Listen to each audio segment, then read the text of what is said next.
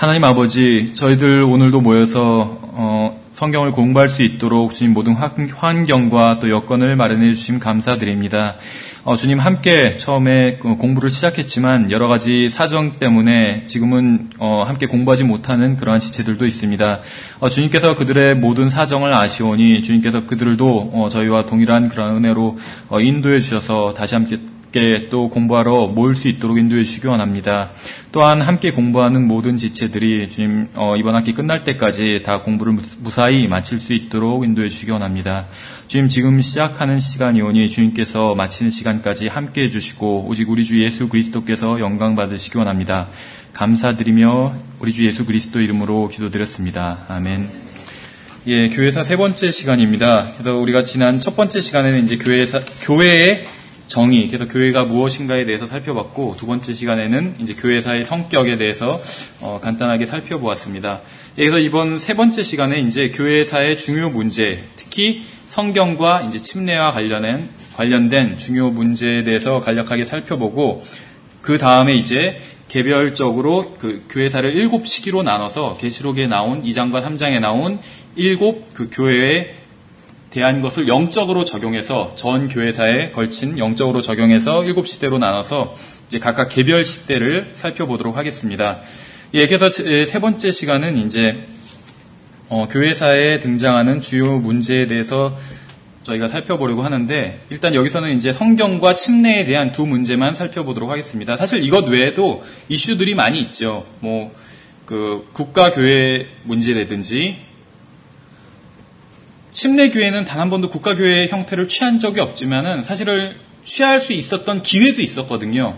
그래서 예를 들면은 네덜란드나 이러한 그 종교개혁 당시에 신교 국가가 됐던 그러한 지역에서는 충분히 국가교회 형태를 취할 수도 있었어요. 그러나 국가교회 형태를 취하면 여러 가지 이점이 있었겠죠. 무엇이냐면 박해를 받지 않게 된다는 거, 그 지역에서.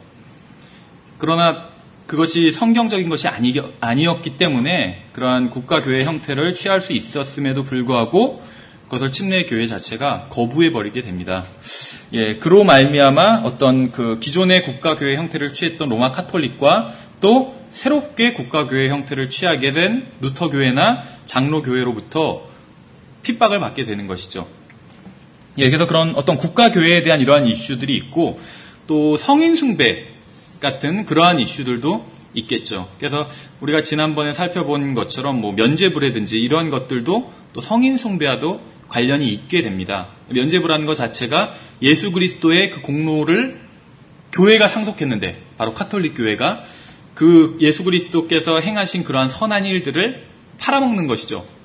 그래서 이제 면죄부 그 장부를 만들어서. 그런데 예수 그리스도의 그런 선한 행위뿐만이 아니라 소위 말하는 성인들, 성자들의 선한 행위까지 팔아먹는 그런 장사하는 것이 바로 면죄부인데, 그것과 관련해서 이제 성인 숭배의 문제가 있었고, 또 당연히 성인 숭배를 하게 되면 형상이 필요하겠죠. 그래서 어떤 형상의 문제, 단순히 예수 그리스도나 아니면 마리아를 형상화해가지고 우상 숭배하는 것이 아니라 그 성인들까지도 형상을 만들어서 우상 숭배하는 그러한 일들이 벌어지는 또 그러한 문제가 있었고, 또 이교도와의 어떤 혼합주의, 이러한 문제도 있겠죠. 또 그리고 교리적으로는 어떤 후천년주의나 전천년주의에 해당하는 그러한 문제들도 그 교회사 2000년에 걸쳐서 계속해서 나타나게 됩니다. 이 중에서 어떤 것들은 어떤 특정한 시기에 나타나는 것들도 있고, 어떤 문제는 특정한 시기가 아니라 전 교회사에 걸쳐서 드러나게 되는 경우도 있었던 것입니다. 그래서 이러한 그러니까 비교적 작은 문제에 해당하는 이러한 문제들은 각 해당되는 교회사 그 시대마다 우리가 살펴볼 때 거기서 살펴보도록 하겠습니다. 그래서 오늘은 그 가장 큰 문제, 이제 성경과 이 침례에 대한 문제만 살펴보도록 하겠습니다. 사실은 이 침례보다도 방금 열거했던 이런 교회사에서 드러나는 이런 문제들, 그러니까 잘못된 교회에서 드러나는 문제들인 것이죠. 이러한 문제들의 원인은 성경이라고 볼 수가 있는 것이겠죠. 아니면 성경과 또 성경에 대한 태도라고 볼 수가 있을 것 같습니다. 사실 이 성경에 대한 태도가 굉장히 중요합니다. 교회사에서. 왜냐하면 이제 우리가 살펴보는 교회사는 물론 잘못된 교회에 대해서도 살펴볼 수밖에 없지만 주로 이제 신약 성경의 어떤 원리에 충실했던 사람들의 모임, 이러한 올바른 교회사에 대해서 살펴보는 것인데, 어떤 교회가 올바른 교회냐, 또 어떤 모임이 올바른 교회냐 아니냐를 결정짓는 데 있어서는 바로 성경에 대한 태도가 가장 중요한 하나의 기준이 된다는 것이죠.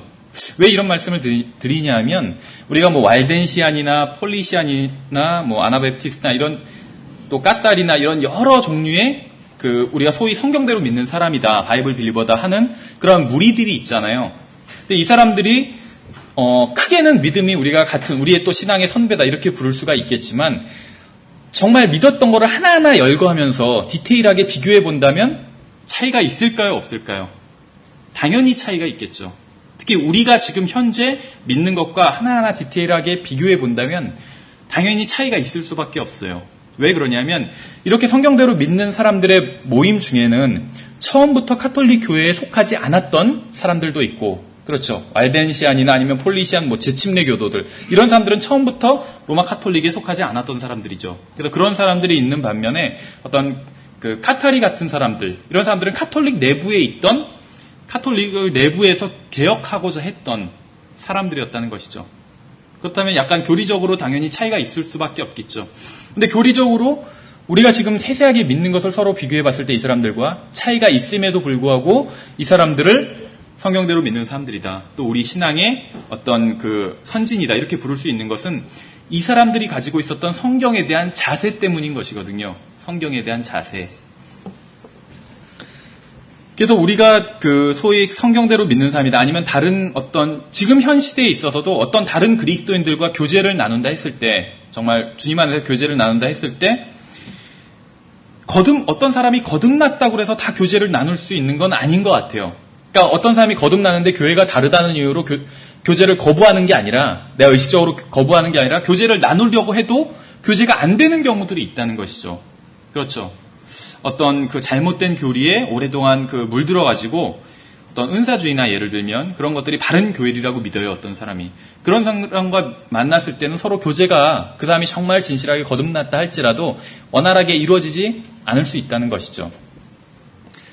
그럼에도 불구하고 어떤 그리스도인과 정말 그리스도 안에서 교제를 나눌 수 있는 하나의 기준이 있다면, 제가 생각할 때는 바로 성경에 대한 자세가 아닌가.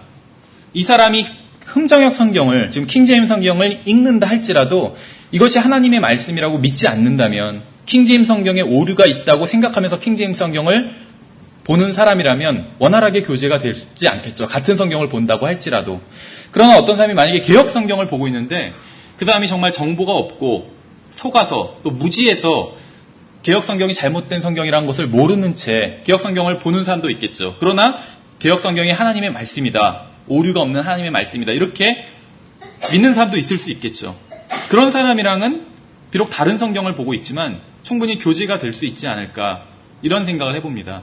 왜냐하면 그 사람은 성경에 대한 그리스도인으로서 가져야 될 마땅한 믿음을 가지고 있기 때문에, 비록 잘못된 성경을, 그 사람이 마귀에게 미혹돼서 잘못된 성경을 보고 있다 할지라도, 사실은 어떻게 보면 저에 대한 고백인 것 같아요. 제가 과거에 개역 성경을 우연한 기회에 이렇게 읽다가 구원을 받게 됐거든요. 예수님에 대해서 한 번도 들어본 적이 없다가 개역 성경을 어떤 분이 주신 걸 받아가지고 읽다가 구원을 받게 됐어요. 근데 제가 처음 구원을 받았을 때는 그 개역 성경이 하나님의 말씀, 1.1획도 오류가 없는 하나님의 말씀이라고 믿었어요. 개역 성경에서 천지는 없어지겠으나 내 말은 없어지지 아니하리라 이렇게 돼 있잖아요.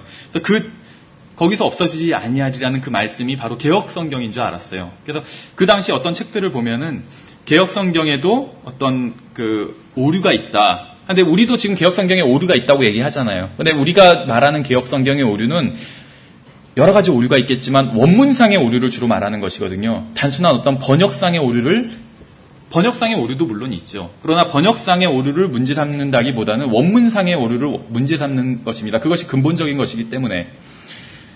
그런데 이제 그 당시에 그런 개역 성경에 오류가 있다 얘기하는 사람들은 원문상의 오류나 보다는 어떤 번역상의 오류, 또 국문법적인 오류, 이런 걸 얘기하는 거였어요. 그래서 개역 성경에서 주기도문에 나라 이 임하옵시고 이러면 그건 잘못된 거다. 나라 가 임하옵시오. 이래야지 바른 성경이다. 이런 식으로 얘기하는 사람들이 있었습니다. 그래서 저는 이제 그런 사람들의 글을 볼 때도 아니다. 개혁성경 1.1획도 오류가 없는 성경이기 때문에 고치면 안 된다. 나라이 임하옵시고 이렇게 했으면 그게 지금 잘못된 말이라 할지라도 그냥 그렇게 받아들여야 된다. 왜냐면은 그 어떤 국어 문법책보다 개혁성경이 더 권위가 있으니까, 이게 하나님의 말씀이니까 이렇게 믿었었다는 것이죠. 그러다가 이제 어떤 단순한 그런 번역상의 차이가 아니라 원문 자체가 잘못된 것이고, 거기에는 또 그 로마 카톨릭 또 그 뒤에 마귀가 개입해서 성경을 변개시켰다, 이런 스토리를 다 알고 나서는 이제 개혁성경을 버리게 됐는데, 어쨌든 간에 개혁성경이 하나님의 말씀이라는, 오류가 없는 하나님의 말씀이라는 그런 믿음을 가지고 있는 사람들도 있다는 것이죠. 그래서 그런 사람이 있다면 그 부분에 있어서는 바른 믿음을 소유한 사람이라고 볼 수가 있겠죠. 예, 그래서 어쨌든지 간에 그런 가장 교회사에서 이제 두드러지게 크게 나타나는 것이 바로 이 성경에 대한 문제와 그 다음에 이제 이 침례에 대한 문제라고 볼 수가 있습니다. 그 중에서 이제 성경에 대한 문제가 가장 그 핵심적인 문제고, 이 침례에 대한 문제는 사실 어떻게 보면 성경에 대한 문제에 부과된 그러한 문제인데, 왜 이 침례에 대한 문제가 다른 문제와 다르다고 볼 수가 있냐면, 특히 이 침례에 대한 어떤 그 교리로 인해서 많은 그리스도인들이 목숨을 잃었다는 것입니다. 다른 어떤 교리보다도. 예, 그래서 침례에 대한 교리가 참 독특한 어떤 그 위치를 차지한다는 생각이 듭니다. 그런데 어떻게 보면은 이 성경에 대한 것과 다음에 침례에 대한 것, 이 두 가지 모두 지금 현 그 기독교계에서 인기가 없는 주제인 것 같아요. 그렇죠. 성경에 대한 것도 인기가 없어요. 성경에 대한 그런 것도. 사람들이 성경을 잘 안 읽으니까 아예 사실은 관심 자체가 없어요. 성경 문제에 대해서. 어차피 잘못된 성경이라 할지라도 그것도 내가 그대로 다 순종 못 하는데 더 맞는 성경이 있으면 내가 어떻게 하겠냐, 이렇게 얘기하시는 분도 만나본 적이 있어요. 어떤 분이 이제 자신의 이제 동생, 어떤 그 자매님께서, 그 아주머니 자매님께서 자기 동생한테 이렇게 좀 얘기를 전해달라고 해가지고 그분 집에서 이제 그 성경에 대한 이야기를 쭉 해드린 적이 있었는데, 다 듣더니 이해는 간다. 그런데 형제 말대로라면 개혁성경이 예를 들어서 뭐 80% 맞는 성경이라면 내가 그것도 다 순종을 못 하는데 100% 맞는 성경을 어떻게 순종하겠느냐. 그래서 그 문제가 아니다. 이건 그런 단순한 내가 순종하고 안 하고 그 문제가 아니라 이제 우리가 양식으로 삼는 것인데 그것이 오염된 것인가, 독극물이 들어있나 아니냐, 이런 문제다 해서 이해를 하셨음에도 불구하고 나중에는 그 자리에서는 이제 받아들이겠다고 했는데 나중엔 또 거부하셨다고 다시 들리는 얘기로는 그렇게 들리더라고요. 그래서 굉장히 인기가 없고, 이 침례에 대한 문제는 더더군다나 인기가 없죠. 우리나라에서는. 세례나 침례나 어차피 물 갖고 이렇게 하는 건데 뭐 그거 갖고 이렇게 따지냐. 그 지금 더 중요한 문제들이 얼마나 많은데 물에 들어갔다 나오는 거 그거 하나 갖고 그렇게 깐깐하게 군야하면서 굉장히 인기가 없는 주제라는 것이죠. 그래서 성경이나 침례 이 두 가지를 내세우면 다 어떤 극단주의자, 뭐 분리주의자 이런 식으로 그 비난을 받게 된다는 것입니다. 근데 이 두 문제 다 로마 카톨릭과 관련이 굉장히 깊고, 지금 다시 카톨릭화된 개신교회와도 관련이 깊다고 볼 수가 있어요. 특히 우리나라에선. 그렇죠. 왜냐하면 지금 영어권 자체에서는 이 용어 자체는 문제가 없죠. 침례라는 말 자체는. 그러나 우리나라에 있어서는 침례라는 말 자체도 지금 어떤 이것이 성경적인 용어인데도 불구하고 굉장히 도전받고 또 성경에서 완전히 드러내지는, 개혁 성경에서 그러한 그 수모를 당하게 된 것이죠. 자기의 정당한 자리를 뺏기게 된 것이죠. 그래놓고 어떤 교회에서 원하면은 침례로 이렇게 바뀐 성경을 찍어주겠다, 이런 광고를 본 적도 있어요. 성경을 판매하는 그런 곳에서. 예, 그러나 분명히 이 침례가 성경적인 것이고 또 성경적인 것이라는 것을 성경을 통해서 알 수 있는 것이죠. 또 우리나라에서는 이 침례, 어떤 성경 변기의 문제에 있어서 성경이 그 외국 같은 경우에는 그러니까 어떤 성경 자체 내에선 침례라고 돼 있는데 그것을 이제 세례로 베푸는 이러한 경우인데, 그러니까 침례라는 말 자체는 변개가 되지 않았고 그 부분에 있어서는 어떤 용어 자체만, 용어는 변개가 되지 않았고 어떤 실행 자체만 잘못 실행하고 있었는데, 우리나라에서는 어떤 실행이 잘못 실행된 것이 널리 퍼지고 나서 기독교가 들어왔기 때문에 아예 용어 자체도, 즉 성경 변개가 따라오게 됐다는 것이죠. 그러니까 보통은 성경이 변개되고 잘못된 교리들이 들어오고 이러는데 또 때에 따라서는 이렇게 잘못된 교리가 성경을 변개시켜버리는 그러한 결과를 맞게도 된다는 것입니다. 예, 그래서 이 성경은 당연히 교회사에 있어서 정말 너무나도 중요한 문제일 수밖에 없고, 또 이 침례도 교회사에 있어서는 하나의 중요한 그 기준점이 됩니다. 잣대가 된다는 것이죠. 우리가 침례에 대해서 살펴볼 때 보겠지만, 이 침례라는 것이 어떤 그리스도인 개인에 있어서는 하나님의 말씀에 순종하느냐에 대한 하나의 잣대가 될 수 있는 것이죠. 그래서 개인에 있어서는 이것이 내 구원과 관계는 없죠. 침례가 간증을 하는 것이니까. 그러나 하나님께서는 구원받은 사람이 침례를 받기를 원하시죠. 그래서 이 침례라는 것이 하나님께 나의 그 예수 그리스도에 대한 그 나의 믿음, 복음에 대한 나의 믿음을 간증하는 것이라면, 개인적인 의미에서, 이것이 교회적인 의미에서는 반카톨릭적인 성향을 드러내는 것이라는 것이죠. 반카톨릭적인 성향을. 왜 이것이 중요하냐면, 과거에는 이러한 것을 드러내는 것이 어떤 공식적으로 카톨릭과 어떤 대립한다는 것을 드러내는 일이었다는 것이죠. 우리나라에서는 거의 문제가 안 되죠. 그러나 과거에 카톨릭이 강한 그러한 지역에서는 이러한 것을 드러낸다는 것이 어떤 굉장히 큰 신앙의 용기가 필요한 일이었다는 것입니다. 이것과 큰 직접적인 관련이 있는 것은 아니지만, 실제적으로 어떤 신앙 때문에 직장에서 쫓겨나고 이러한 일들이 1900년대 어떤 중반까지만 해도 미국에서도 흔히라고 볼 수는 없을 수 있겠지만 종종 일어나던 일 중에 하나였어요. 이런 침례교회 우리가 역사를 본다면 어떤 종교개혁 이전까지는 각 지역 이름이나 아니면 인도자의 이름으로 모임이 불렸잖아요. 그렇죠? 그러다 종교개혁 즈음 해가지고 재침례교회라는 그러한 이름으로 불리다가 종교개혁 시대가 지나고 나선 재라는 말이 떨어지고 그냥 침례교회로 불리게 되었죠.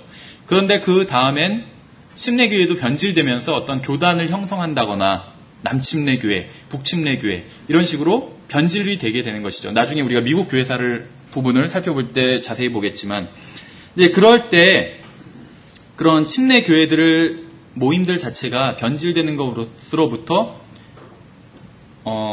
어떤 성경적인 그런 교회에 대한 성경의 진리를 사수했던 그런 사람들이 여러 명이 있었는데, 그 중에 한 명이 바로 제이 프랭크 노리스라는 사람이 있었습니다. 1950년대 미국에서. 이 사람이 어떤 남침례교가 배교하는 것을 막는 데 있어서 큰 일을 했다고 그렇게 기록되어 있는 그러한 사람입니다. 근데 이 사람이 굉장히 어떤 반카톨릭적인 입장을 굉장히 강경하게 취했던 사람으로도 유명해요. 그래서 이 사람에 대해서는 이 사람의 반대자들은 대부분 타협자들이나 아니면 카톨릭 신자들이었어요.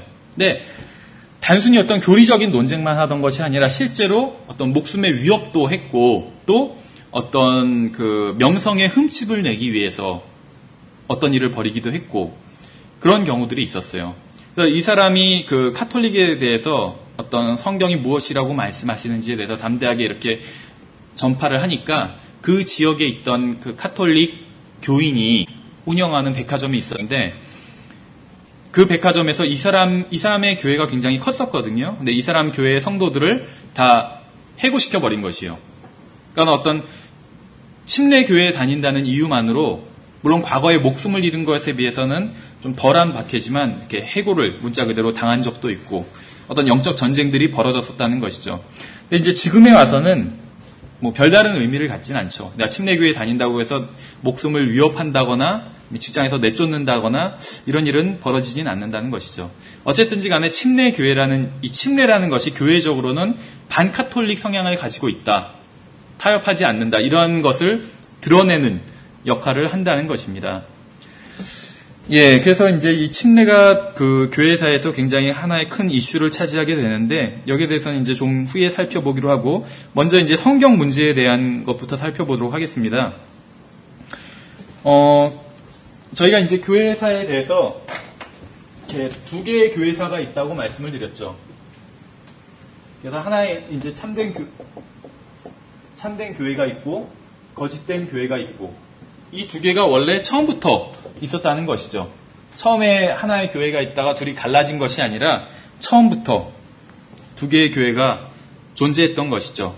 그러나 교회 이제 그 콘스탄틴이 기독교를 국교로 정하면서부터는 이 거짓된 교회가 그 전에는 바벨론 신비 종교의 형태로 있다가 콘스탄틴이 국교로 정하면서부터 참된 교회의 껍데기를 가지게 되는 것이죠. 그 참된 교회의 정말 내용을 이루고 있던 그 알맹이 믿는 사람들은 다 박해를 피해서 숨어 들어가게 된다고 말씀을 드렸었죠.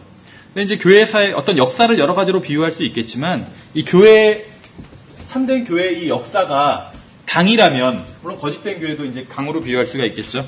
강이라면 성경이 바로 강의 그 근원지를 수원지라고 그러나요? 뭐라고 그러죠? 수원지? 성경이 바로 그 강의 근원을 이루는 수원지라는 것이죠. 그리고 교회사는 이렇게 흘러간다는 것입니다. 그러면 이제 참된 강에서도 군데군데 오염된 지역도 있을 수가 있어요. 그렇죠? 강이 있으면은 어떤 맑은 강에서도 비가 올 때 갑자기 막 공장들에서 오염된 막 폐수를 흘리고 막 그런 경우들이 있잖아요. 그럼 그 지역이 오염되지만 다시 또 시간이 흐르면 다시 깨끗한 강으로 돌아오게 되잖아요. 마찬가지로 참된 그 어떤 성경에 대한 자세가 올바라요. 그래서 참된 교회지만 어떤 부분에 있어서, 그러니까 어떤 교리에 있어서 성경을 올바로 알지 못해서, 그러니까 고의로 알지 못한 게 아니라 미혹당한다는 것이죠. 미혹당했기 때문에 올바로 알지 못해서 비진리적인 요소를 가지고 있을 수도 있다는 것이요. 참된 그리스도인들의 모임 중에서도 그 일반 이제 개신교에서 나온 어떤 그 교회사 책들을 보면은 이제 신학교에서 이제 학생들이 어떤 암기하기 좋도록 차트로 만들어 놓은 책들이 있습니다. 근데 이제 그런 책들을 보면은 뭐 이단들, 기독교 이단들에 대해서도 쫙 정리를 해놓은 것들이 있어요. 근데 특히 이제 기독교 초기 시대의 이단들이라고 정리해 놓은 것 중에는 성경적으로 봤을 때 전혀 이단이 아닌 무리들도 많이 있다는 것이죠. 예를 들면 뭐 바울파 해놓고 바울파는 바울 서신만이 어떤 신약 교회에 교리적으로 해당된다고 주장했다. 그래서 이단이라는 것이에요. 그러니까 그런 것처럼. 그런데 그것은 성경적으로 봤을 때 거의 맞는 말씀이잖아요. 그렇죠. 어떤 교리적으로는 바울 서신이 해당이 된다고 볼 수가 있겠죠. 그래서 그렇게 그런 책들을 보면은 어떤 부분들은 그 책을 쓴 저자가 잘 모르기 때문에 그렇게 오해한 부분도 있을 테고 또 어떤 부분들은 고의적으로 그렇게 고의적으로 어떤 과거에 있었던 성경대로 믿는 그 모임을 고의적으로 비난한 경우도 있겠죠. 기록이 또 잘못된 기록이 남았기 때문에 고의적으로 뭐 고의가 아닐지라도 어쨌든지 간에 잘못된 기록을 보고 그렇게 됐을 경우도 있고 또 어떤 경우엔 적겠지만 어떤 경우에는 그 과거의 성경대로 믿는 그 모임이 정말 어떤 부분에 있어서는 잘못 믿었기 때문에 이단이라고 불린 수도 있었다는 것이죠. 아주 지역적인 문제였겠지만 그러나 처음 말씀드린 것처럼 성경에 대한 그 자세가 올바르다면 그 모임을 물론 거듭난 사람들의 모임이겠죠. 그 모임을 그리스도인들의 모임이라고 참된 교회의 모임이라고 볼 수가 있겠죠. 그래서 이제 교회가 강이라면 성경이 그 수원지라고 볼 수가 있겠습니다. 그렇다면 거짓된 교회의 강물이 흐르는데 여기에 수원지는 어딘가? 성경이 당연히 아니겠죠. 여기에 수원지는 사실 그 바빌론 신비 종교라고 볼 수가 있습니다. 바빌론 신비 종교. 그것이 바로 이제 창세기 10장인가요? nimrod 그 이야기가 바로 근원이 되는 것이고 이것이 또 이스라엘 내에서는 단지파나 이런 잘못된 지파를 통해서 아버지 제사장 종교가 전수되게 되잖아요. 그렇죠? 근데 이것이 언제 그 신원이 드러나는지 아시죠? 바로 계시록 17장 5절을 보시면 계시록 17장 5절을 보시면 이 바빌론 신비 종교, 그러니까 거짓된 교회, 두 교회, 참된 교회와 거짓된 교회 중에 거짓된 교회의 근원인데 이것이 나중에 천년왕국이 끝나고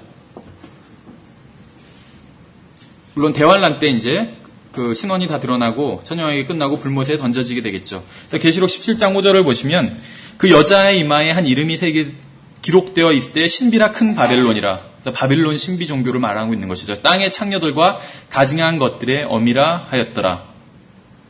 종교적인 의미의 창녀라는 것이죠. 실제적인 창녀들의 무슨 어떤 어미다 이런 얘기가 아니라 종교적인 의미를 말하고 있는 것이요. 왜냐하면 1절부터 쭉 보시면은 이것이 다 영적인 의미라는 것을 알 수가 있습니다. 여기서 말하는 음행이라는 것이 영적인 의미의 음행이라는 것을 충분히 문맥을 봐서 알 수 있다는 것이죠.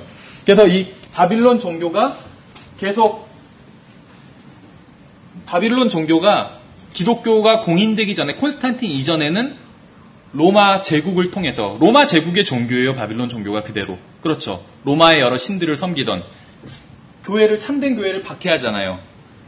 나중에 기독교가 콘스탄틴 때 이제 공인되고 나서는 기독교라는 이런 탈을 쓰고 참된 교회를 박해하게 되는 것이죠. 그래서 지난번에 말씀드린 것처럼 기독교라는 탈을 썼건 안 썼건 간에 육신을 따라 태어난 자들이잖아요. 갈라디아서 말씀처럼. 그래서 육신을 따라 태어난 자들이 성령을 따라 태어난 자들을 박해한다고 성경에선 미리 하셨고, 또 그날이 되면, 물론 이제 어떤 궁극적으로 대환란을 가리키는 거겠지만, 하나님을 섬긴다고 하는 자들이 너희를 박해하리라 또 이렇게 말씀하고 있죠. 예수님께서는. 근데 이것의 신원이 바로 바벨론 종교라는 것을 밝히고 있다는 것이죠. 그래서 17장 6절을 또 보시면, 또 내가 보매 그 여자가 성도들의 피와, 물론 여기서 이제 구체적으로는 계시록, 환란 시대를 말하는 것이지만, 교회사 전체에 적용해도, 영적으로 적용해도 전혀 무리가 없다는 것을 알 수가 있습니다. 이 여자가 바빌론 신비 종교죠. 이것이 다른 모습으로 드러나는 것이죠. 어쨌든 로마 카톨릭으로, 어쨌든 로마 제국으로.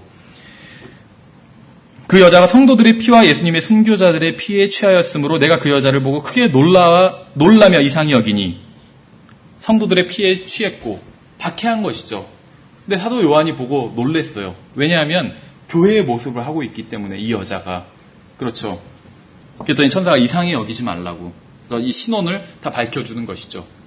지금 이 세상 사람들한테 로마 카톨릭이 바벨론 신비 종교고 참된 성도들을 박해한다면 그걸 누가 받아들이겠어요? 그렇죠. 로마 카톨릭이야말로 경건하고 참된 교회의 모습을 가지고 있다 하면서 칭송하는 사람들이 많아요. 우리나라에서 개신교는 욕하고 카톨릭은 막 떠받들면서 봐라. 차라리 내가 교회 다닌다면 카톨릭 교회 다니겠다. 이런 사람들 많이 봤거든요. 근데 그 사람들이 보면 나중에 놀라겠죠. 요한도 놀랐어요. 요한도 놀랐을 정도니까. 어쨌든지 간에 이 두 개의 그 교회라는 서로 다른 강이 있는데 바로 참된 교회의 그 수원지는 성경이고 잘못된 거짓된 교회의 수원지는 바벨론 신비 종교라는 것을 알 수가 있습니다. 자세한 것은 그 두 바벨론이나 아니면 랄프 우드로우라는 사람이 쓴 우리나라 말로는 여러 가지로 번역되었더라고요. 뭐 로마 카톨릭 주의의 정체 뭐 이런 식으로 번역된 책도 있고 그런 책을 보시면 많은 그 여기에 대해서 정보를 얻으실 수가 있습니다. 예, 그런데 이제 교회의 그 성격에 대해서 어떤 그 정부 기관과 대입해서 이렇게 한번 생각을 해본다면 교회는 입법부가 아니라는 것입니다. 입법부가 아니에요. 교회는 뭐냐면 굳이 비유를 하자면 교회는 행정부라는 것이죠. 행정부. 그렇죠. 행정부. 그럼 입법부는 누구냐? 하나님이 입법부라는 것이에요. 하나님이. 그렇죠. 왜 사법부, 입법부, 행정부가 있잖아요. 입법부는 하나님이고 행정부는 교회고 사법부는 누굴까요? 이건 나중에 교회가 사법부가 되는 것이죠. 언제냐면 백보자 심판 때 사법부가 되는 것이죠. 그래서 천사들을 심판하고 심판할 거라고 했잖아요. 그렇죠. 예, 그래서 교회는 그 어떤 법을 만들어내는 게 아니라는 것이죠. 그렇죠. 행정부에서 막 자기들끼리 법을 만들어가지고 어떤 헌법을 뜯어고친다든지 해가지고 어떤 일을 처리할 수는 없잖아요. 그렇죠. 다 헌법의 테두리 안에서 원래 기존에 있던 법의 테두리 안에서 일을 하는 것이지 새롭게 법을 창조할 수는 없다는 것이죠. 반면에 그 성경에 의하면 하나님께서 바로 입법부라는 것을 알 수가 있어요. 두 구절을 한번 찾아보면 먼저 구약에서 한 구절, 신약에서 한 구절 찾아보면 구약에서는 이사야서 33장 22절을 보시면 예, 이사야서 33장 22절 굉장히 유명한 말씀이죠. 예, 성경에서 이제 로우 기버라고 법을 주시는 분. 이 그 법 똑같은 이제 로우인데 어디서는 뭐 율법이라고 번역된 그런 것도 있는데 보시면 이사야서 33장 22절에 주는 우리의 심판자시오 주는 우리에게 법을 주시는 이시오 주는 우리의 왕이시니 그분께서 우리를 구원하시리로다. 율법이라고 그러면 뉘앙스가 어때요? 약간 좀 율법? 그러면 뭐 이건 종교적인 거 이렇게 생각이 되시죠? 근데 사실은 성경에서는 다 law라는 것이에요. law. 근데 우리가 법 하면은 그건 꼭 지켜야 되는 거. 율법 하면 이거는 종교적인 거. 이런 식으로 한국 사람은 생각할 수가 있는데 사실은 성경에서는 다 law, 똑같은 법이라는 것입니다. 그 율법이라는 것도 자체도 법이라는 것이에요. 그렇죠? 법법자, 법률률자 해가지고. 그러니까 똑같이 법이라는 것이죠. 법. 그러니까 하나님께서 바로 법을 주시는 분이라는 것이죠. 이것은 이제 여러 가지 의미를 가지고 있는데 교회사와 관련해선 이제 신약 교회가 행해야 될 것들에 지침을 주시는 분이라고 충분히 볼 수가 있는 것이죠. 야고보서 4장 12절에도 똑같은 말씀이 있습니다.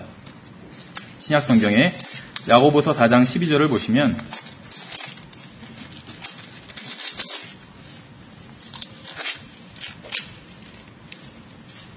율법을 주시는 이가, 여기서는 율법이라고 했네요. 둘 다 로우기버거든요, 똑같이. 영어의 성경 로우기버 찾으면 똑같이 나와요. 이사야 33장 22절이랑 야고보서 4장 12절이. 율법을 주시는 이가 한 분 계시니 그분께서 능히 구원하시기도 하시며 멸하시기도 하시느니라. 남을 판단하는 너는 누구냐? 이렇게 말씀하고 있죠. 그래서 하나님께서 바로 율법을 주시는 분이라고 성경은 말씀하고 있습니다. 법을 주시는 분. 그래서 하나님께서 입법부인 것이에요. 하나님이.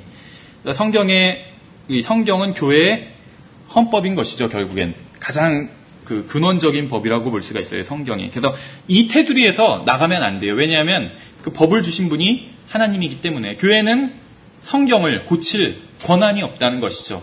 그 성경을 보존할 의무는 있을지 몰라도 또 책임과, 그렇죠. 물론 그 성경의 보존도 하나님께서 하시는 것이죠. 다만 교회는 그 도구로서, 하나님의 도구로서 하나님께서 성경을 보존하시는데 있어서 그 도구로서 역할을 할 뿐이지 그 성경의 보존도 하나님께서 하시는 것이라는 것이죠.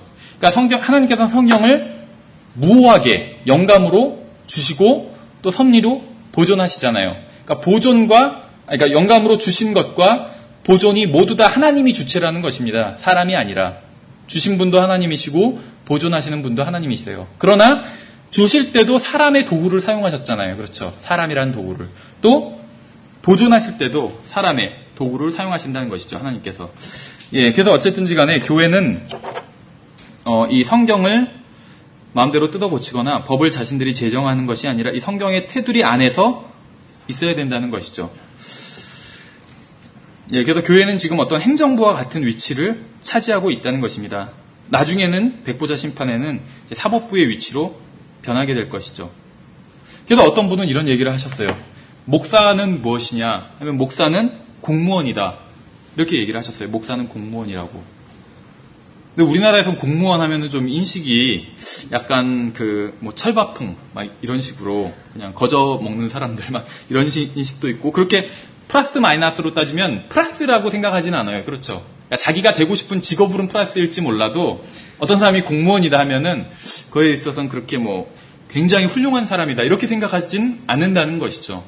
그러나 실제적인 어떤 교과서적인 관점에서 보자면 공무원은 사실은 국민들을 섬기는 일을 하는 사람들이고, 그렇죠. 국민들에게 봉사하는 일을 하는 사람들이에요. 원래 공무원의 하는 일이 국민들 위해 군림해서 그런 사람들이 아니라 봉사하는 일을 하는 사람들의 공무원의 원래의 공무원의 목적이라는 것이죠. 그것과 똑같다는 것이에요. 목사도.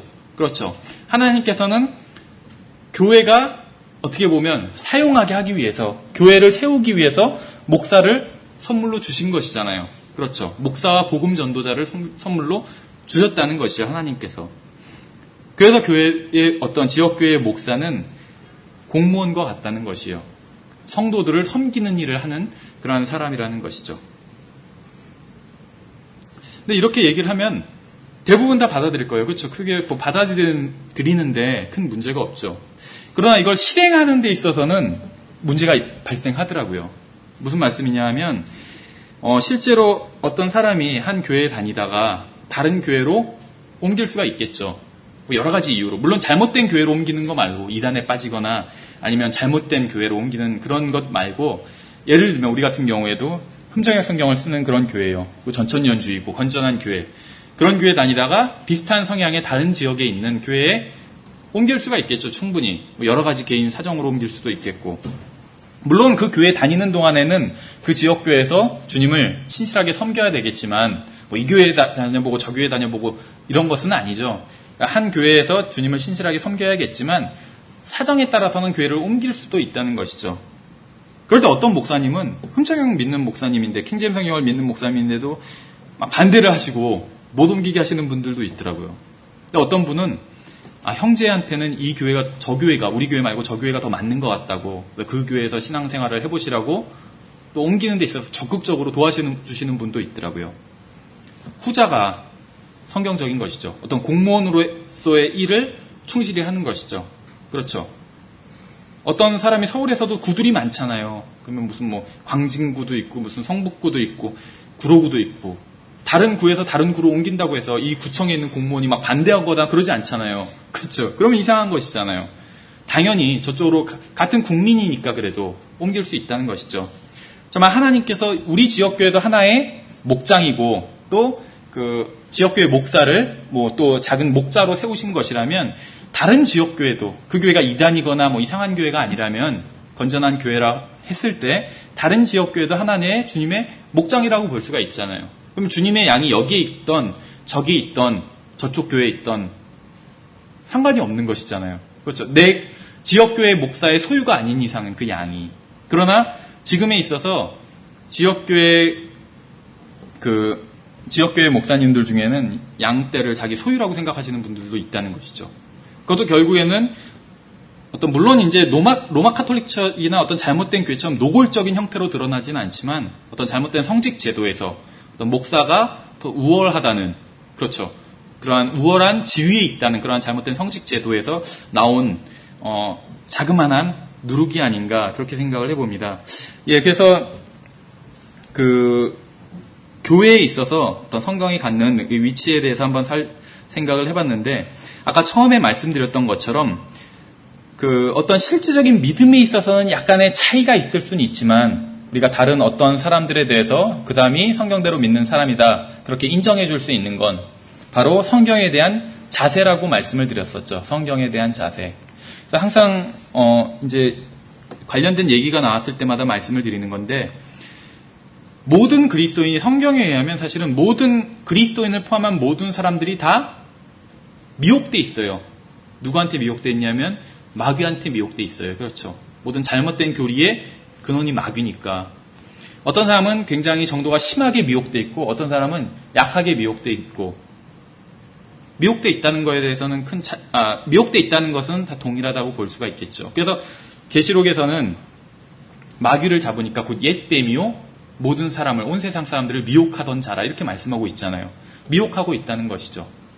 다만 예수님도 믿지 않고 성경도 믿지 않는 사람들은 아주 큰 부분에 있어서 미혹당한 것이죠. 그렇죠. 하나님도 없다, 성경은 사실이 아니다, 이런 사실, 너무나도 당연한 사실을 미혹됐다면 그건 정말 큰 미혹을 당한 것이에요. 그렇죠. 그런데 우리가 같이 예수 그리스도도 믿고 전천년주의도 받아들이고 킹제임스 성경도 받아들이고 나가서 복음도 전하고, 이러한 그리스도인들도 미혹된 게 있다는 것이에요. 그렇죠. 생활 가운데 만약에 미혹된 게 없는 사람은 회개할 게 아무것도 없는 사람일 거예요. 그렇죠. 그러나 사실은 회개할 게 아무것도 없는 사람조차도 미혹된 게 있을 수가 있어요. 뭐냐면 자기가 모르는 것 중에 자기는 그게 미혹되지 않았다고 생각해요. 그래서 어떤 일을 할 때 그게 죄가 안 된다고 생각하고 하는 게 있을 수 있잖아요. 그렇죠. 근데 자기가 모르면 그거는 죄가 안 될 수 있어요. 하나님 앞에서. 무슨 크게 살인을 행하면서 무슨 나 이게 죄인지 몰랐는데 이런 거 말고, 남의 걸 훔치면서 이건 죄인지 몰랐는데 이런 거 말고, 정말 애매한 것 중에 어떤 것들 있잖아요. 어떤 작은, 굳이 죄를 크기를 따지는 게 좀 웃기지만 큰 죄가 있고 또 작은 죄가 있잖아요. 근데 작은 죄 중에 내가 잘 모르기 때문에, 성경에서 말씀하시는 게, 성경에서는 그게 죄라고 말씀하시는데 내가 아직 거기까지 성경을 잘 모르기 때문에 짓는 죄도 있다는 것이죠. 그런 경우에 내가 그것을 죄로 인식을 못했을 때 죄가 아닐 수도 있어요. 어떤 경우에 있어서는. 그러니까 하나님 앞에서. 물론 이제 인식을 못했다 할지라도 죄가 될 수도 있지만, 세상에서도 똑같아요. 보통 죄에 대한 자기가 인식이 없다는 거, 고의가 없다는 거거든요. 고의가 없을 때 그거는 보통의 경우는 죄로 인정되질 않아요. 이 세상에서도, 세상 법에서도. 그러나 내가 저 사람을 죽일 고의가 없었다 했는데도 죽었어요. 어떤 사람이. 과실치사잖아요. 그땐 내가 고의가 없어도 죄가 되잖아요.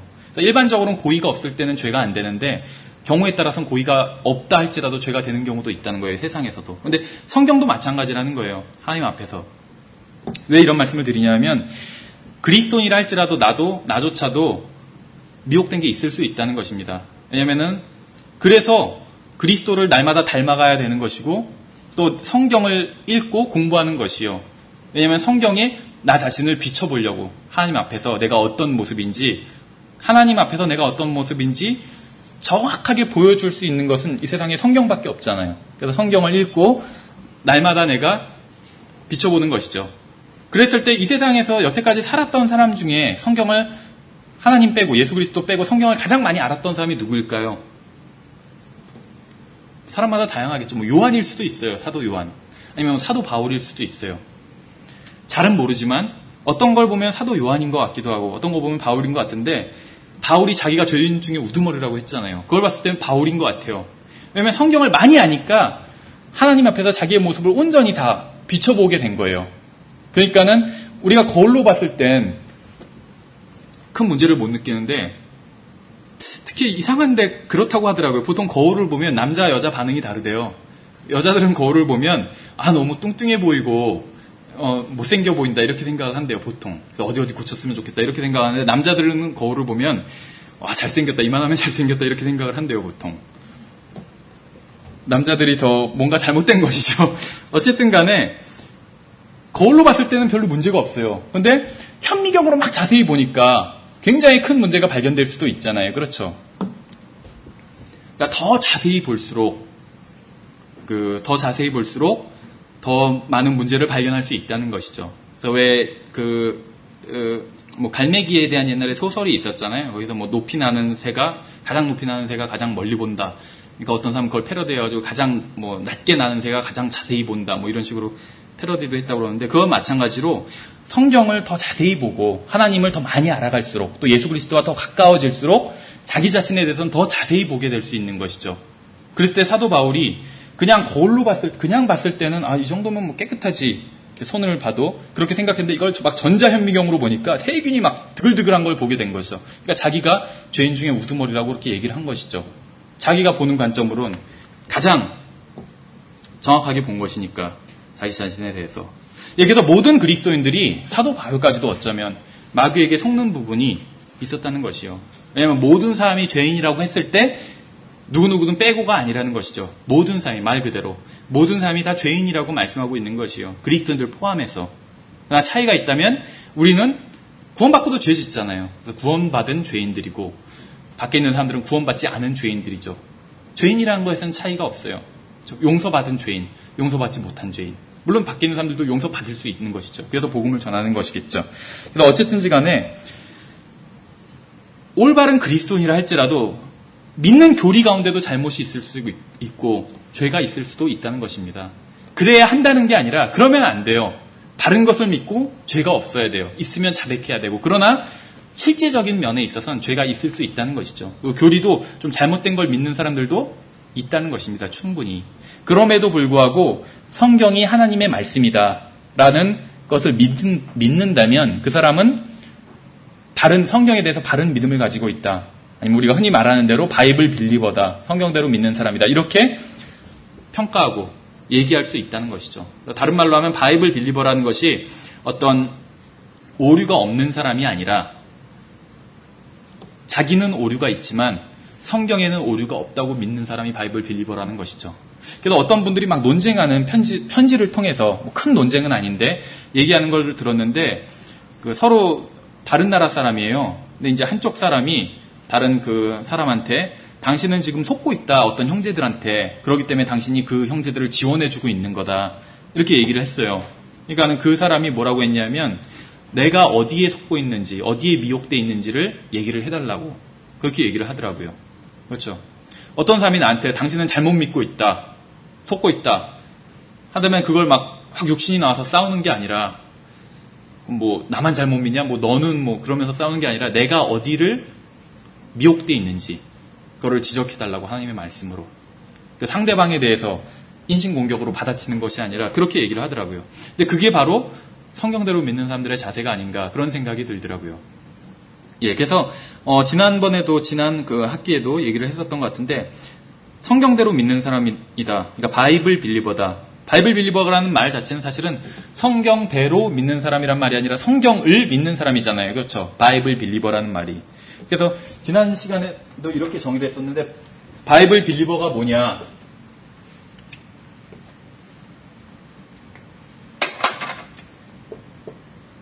하면 성경을 믿는 사람이다. 근데 중간에 생략된 말이 있다고 말씀을 드렸죠. 뭐냐면 성경을 오류가 없는 하나님의 말씀으로 믿는 사람. 이게 생략된 거예요. 오류가 없는 하나님의 말씀으로 믿는 사람. 근데 왜 자꾸 이런 설명이 붙었냐면 원래는 이런 설명이 붙을 필요가 없어요. 성경을 믿는 사람 하면 당연히 오류가 없다고 믿는 것이죠. 1900년대 이전에는 대부분이 그랬어요. 90% 이상의 그리스도인들이 성경을 믿는다고 얘기할 때 오류가 없다고 믿었었다는 것이죠. 그러나 1990년대 이후에 특히 이 라오디게아 교회 시대에는 성경을 믿는다고 하면서도 그러나 성경에는 오류가 있다. 이렇게 생각하는 사람들이 너무나도 많다는 것이죠. 근데 그 사람은 자기가 성경을 믿는다고 말할지 모르지만 성경을 믿는 게 아니에요. 오류가 있다고 생각한다면. 왜냐하면 성경은 성경 자체가 오류가 없다고 말씀하고 있기 때문에 순수한 말씀이라고 말씀하고 있잖아요. 근데 오류가 있다고 생각한다면 그건 성경대로 믿는 것은 아니라는 것이죠. 예, 그래서 이 바이블 빌리버에 대해서 이렇게 좀 정의를 내린 게 바로 가장 중요한 게 성경을 하나님의 말씀으로 믿는 사람이고 오류가 없는 하나님의 말씀으로 믿는 사람이고 핵심적인 것은 성경에 대한 자세, 성경이 하나님의 말씀이다. 이렇게 받아들이는 사람들이라는 것을 기억하셔야 됩니다. 왜냐하면 교회사에 대한 자료들을 막 찾아보시면 이제 우리가 있는 책 말고도 그 외에 여러 가지 많은 자료들이 있어요. 뭐 많지는 않지만 근데 그런 자료들을 찾아보면 때로는 왜 나는 이 사람이 우리랑 똑같은 믿음을 갖고 있다고 해서 정말 하나하나 다 똑같은 줄 알았는데 어떤 건 다른 것들도 발견하게 되거든요. 왜 이 사람은 이런 걸 믿지? 이건 좀 잘못된 것 같은데 이런 부분도 발견할 수 있다는 것입니다. 그럼에도 불구하고 그 사람이 가지고 있는 성경에 대한 자세가 올바르기 때문에 우리가 어떤 참된 교회로서 참된 그리스도인으로서 그 사람들을 분류할 수 있다는 것입니다. 예, 그래서 좀 말씀을 드렸는데요. 이 프린트물을 보시면은 이 성경과 관련된 부분에서는 이제 지난 학기에 우리가 좀 살펴봤던 그러한 부분들도 있습니다. 그래서 그냥 참고로 한번 읽어보시면 좋을 것 같고요. 이게 나중에 이게 다시 지금 교회 홈페이지 웹진에 올리거나 할 때는 좀 다시 글을 좀 많이 대폭 수정해가지고 올려야 될 것 같다는 생각이 듭니다. 예, 그래서 보시면은 이제 2000년 교회사를 되돌아보면 참된 교회와 거짓된 교회, 두 교회, 여러 교회가 있겠지만 또 뭐 요즘 영화에서도 그런 영화가 있더라고요. 제목만 봤었는데 광고하는 거랑 약간 이제 안 좋은 말 써서 죄송한데 그러니까 좋은 놈, 나쁜 놈, 이상한 놈인가 그런 것처럼 아마 세 사람이 주인공인가 봐요 영화에서. 그것처럼 좋은 교회, 참된 교회, 나쁜 교회, 거짓된 교회, 이상한 교회들도 있어요. 왔다 갔다 하는 교회. 종교개혁 때는 가만히 보니까 참된 교회가 맞는 것 같아. 그래서 대거 일로 나왔다가 나중에 보니까는 이쪽이 그래도 대세 같아. 여기는 너무 협소한 좁은 길을 걷고 있어. 그래서 다시 삥 돌아와서 이렇게 에큐메니컬 운동으로 돌아온 사람들이 있어요. 왔다 갔다 한. 그래서 자기네들의 어떤 교회사에 대해서 굉장히 자부심을 갖고 있어요. 이 사람들이 쓴 교회사, 개신교, 장로교회사, 아니면 무슨 감리교회사, 이런 교회사를 보면은 굉장히 자부심을 갖고 있어요. 그러면서 어떤 감리교회에서는 웨슬리를 막 칭송하고 정말 훌륭한 사람이다. 장로교회에서는 막 칼빈에 대해서 굉장히 칭송하고, 물론 훌륭한 일을 많이 했어요. 우리가 봤을 때 이 사람들이 잘못된 부분들도 있었지만, 그럼에도 불구하고 이 사람들은 이 개신교회들, 어떻게 보면 이상한 교회들을 처음에 이끈 리더들은 성경대로 믿는 사람들이었어요. 충분히. 예를 들면 웨슬리나 휘필드 같은 경우에 서로 믿는 게 완전히 반대거든요. 웨슬리는 자유의지를 믿었잖아요. 그러니까 구원은 예정되어 있지 않다. 그래서 누구든지 예수 그리스도를 믿으면 구원받을 수 있다. 그렇지만 구원을 잃어버릴 수도 있다. 또 이렇게 믿었어요, 웨슬리는. 그래서 진리를 믿었지만 또 오류도 믿었었어요, 웨슬리는. 반면에 휘필드 같은 경우에는 칼빈주의자였거든요. 휘필드는 구원은 예정돼 있는 것이다. 그건 오류잖아요. 그렇죠. 그러니까 누구든지 믿는 사람이 구원받는 것이 아니라 믿는 사람을 보고 나니까 그 사람이 예정돼 있었다는 것이에요. 그래서 예정론을 믿었어요. 그러나 구원은 영원히 잃어버리지 않는다. 왜냐하면 예정론 내에서는 그것이 논리적이라는 것을 알 수가 있겠죠. 어쨌든지 간에 성경적인 예정론은 오류지만 구원의 영원한 보장과 관련해서는 성경적인 진리를, 물론 정확한 의미에서 성경적인 진리는 아니에요. 그렇지만 어쨌든지 간에 일반적으로는 성경적인 진리라고 인정해 줄 수 있을 만한 그 구원의 영원한 보장, 구원을 잃어버리지 않는다. 그런 것을 믿었어요. 그러니까 서로 오류도 믿고 진리도 믿고 오류도 믿고 진리도 믿었어요. 근데 그럼에도 불구하고 그러니까 이 사람들은 서로 반대로 믿었던 사람이에요. 나 이 사람 둘 다 웨슬리나 휘필드 모두 바이블 빌리버라고 얘기할 수가 있다는 것이요. 왜 그러냐 하면 제가 제시했던 기준, 성경이 1.1핵도 오류가 없는 하나님의 말씀이라고 믿었어요. 두 사람 다. 그럼 웨슬리는 나중에 웨슬리 성경이란 걸 번역해냈거든요. 웨슬리는 뛰어난 설교자였지만은 이 히브리어 헬라어 원어에도 능통했었습니다. 그래서 나중에 웨슬리가 성경을 번역하게 됩니다. 그래서 웨슬리 성경이라는. 근데 자기는 이 웨슬리 성경으로 사역을 안 했어요. 킹제임 성경으로 사역을 했지 평생.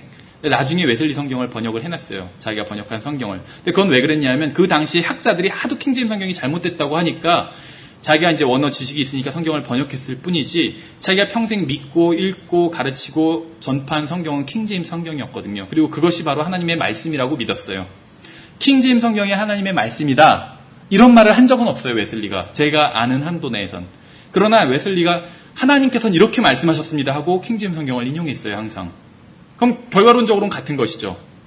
킹제임 성경을 믿는 사람들을 공격을 할 때 어떤 사람들은 킹제임 성경이 오랜 기간 사용이 됐지만 킹제임 그 과거에 믿던 사람들은 그냥 킹제임 성경만 있었으니까 믿은 것이지 킹제임 성경이 하나님의 말씀이다. 오류 없는 하나님의 말씀이다. 이렇게 얘기하는 사람은 별로 없었다. 이렇게 주장을 하거든요. 그건 거짓된 공격이라는 것이죠. 왜냐하면 하나님께서는 방금 말씀드린 것처럼 이렇게 말씀하셨습니다 하고 바로 킹제임 성경을 인용한다는 것이에요. 그럼 그건 킹제임 성경을 하나님의 말씀으로 그 사람이 믿는다는 것이죠. 웨슬리나 휘필드 모두 그랬다는 것입니다. 그러니까 성경에 대한 자세는 둘이 동일했다는 것이요. 킹제임 성경, 성경이 하나님의 말씀이다. 이렇게 믿었다는 것입니다. 지난번에도 한번 말씀드렸던 것 같은데 그 휘필드가 이랬다고 하잖아요. 웨슬리와 휘필드 그 제자들이 굉장히 서로 많이 공격하고 반목도 했었다고 합니다. 그럴 때 그 휘필드한테 어떤 사람이 그렇게 물어봤다고 하잖아요. 제자 중에 하나가. 우리가 하늘나라에 가면 웨슬리를 볼 수 있을까요? 그렇게 물었대요. 웨슬리가 왜냐하면 방금 말씀드린 것처럼 교리적으로 완전 반대를 믿으니까. 그러니까는 휘필드가 그렇게 얘기를 했대요. 하늘나라에 가면 우리는 웨슬리를 볼 수 없을 거라고.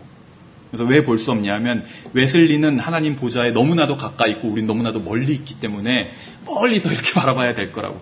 웨슬리를 높여준 것이죠. 교리적으로는 반대지만 복음을 열심히 전하고 하나님의 사람이라는 걸 인정했던 것이에요. 그런 어떻게 보면 정신이 우리에게도 필요한 것 같아요. 그렇죠. 저는 제가 믿는 한 우리 교회에서 가르치고 믿는 것들이 성경적인 진리라고 믿습니다. 그러나 지금 킹제임 성경을 믿는 사람들 가운데는 우리와 교리적으로 약간씩 좀 차이를 보이는 분들이 있어요. 그렇죠. 똑같이 전천년주의를 믿고 복음도 전하고 킹제임 성경이 하나님의 말씀이라고 믿지만 어떤 세부적인 교리에 있어서는 좀 차이를 보이는 사람들이 있습니다. 그런 사람들을 공격하고 배척할 게 아니라 그 사람들도 하나님께서 그 사람들에게 시키시는 일을 하는 사람들이다. 이렇게 인정해 줄 수 있어야 된다는 것이요. 그렇죠. 우리가 하나님께서 우리에게 시키신 일을 하는 것처럼 그 사람들도 하나님께서 그 사람들에게 시키신 일을 한다. 서로 그런 관점이 있다면 공무원으로서 그렇죠. 우리도 공무원이고 하나님 위해서 일하는 저쪽도 공무원이고 하나님 위해서 일하는 그렇게 받아들인다면 좋을 것 같은데 지금 이 흠정역 성경, 킹제임 성경을 믿는 이쪽 그 진영에서는 좀 그 어떤 비난이 있고 또 서로가 인정을 못하는 그런 모습들도 있는 것 같아요. 그런 것은 좀 잘못된 것이 아닌가 이렇게 생각을 해봅니다. 예, 그래서 지금 시간이 돼서 그 10분간 쉬고 다시 그 계속 이어서 살펴보도록 하겠습니다. 예.